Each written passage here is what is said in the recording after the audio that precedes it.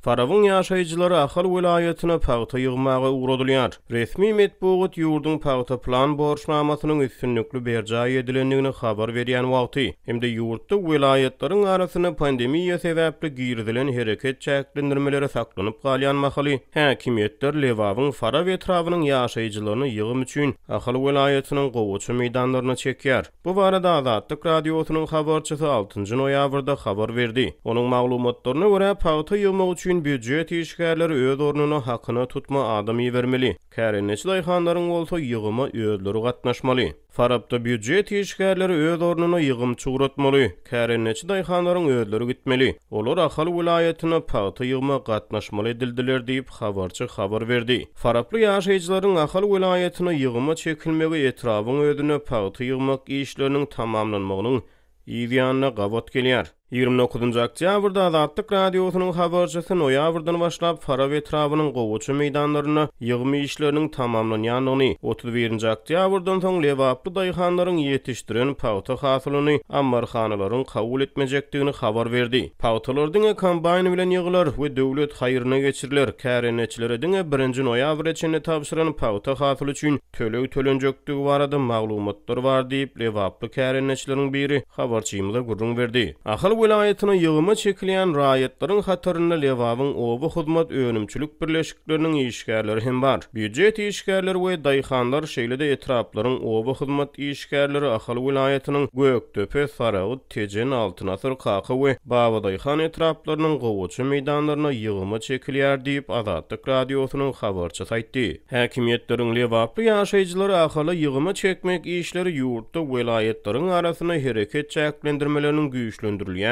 gatnaw çäklendirmeleriniň öňümizdäki ýylaçyny saklanyp galýan wagtyna gawat gelýär. Ýöne habarçynyň maglumatlaryna görä paýtaçylary Lewapdan Ahala daşamak işleri ýörüýte köpçülik transport serişdeleri arkaly ýola goýulýar. Adamlary welaýatda içerki gatnawlary amala asyrýan köne awtobuslar bilen äkitmek planlaşdyrylýar diýip habarçy Lewapdan habar berdi. Onuň maglumatlaryna görä ýygym işlerini 25-nji noýabr içinde dowam etdirmek gödöňünde tutulýar. 6-njy noýabr güni öýlen saat 1-de 15 töwri awtobus adamlar alyp Ahala tarap ýola düşer diýip Azatlygyň habarçysy Sebitden habar berdi. Bu aralykda Türkmenistanyň döwlet habarlar agentligi Türkmen hökümetiniň 5-nji noýabrda geçiren hökümet maslahatyna salyglanyp Türkmenistan boýunça paýta plan borçnamasynyň ýerine ýetirilendigini habar berdi. Resmi medpugaty görä ýurdun oba hojalyk pudugyny gödäwçilik edýän vice-premier Efen Murat Urazgeldiýew şertnamalaryň borçnamanyň ýerine ýetirilenligi barada prezidenti hasawat berdi. Türkmenistan bu ýyl 1.250.000 tonna paýta hasylyny ýygnamagy planlaşdyrypdy.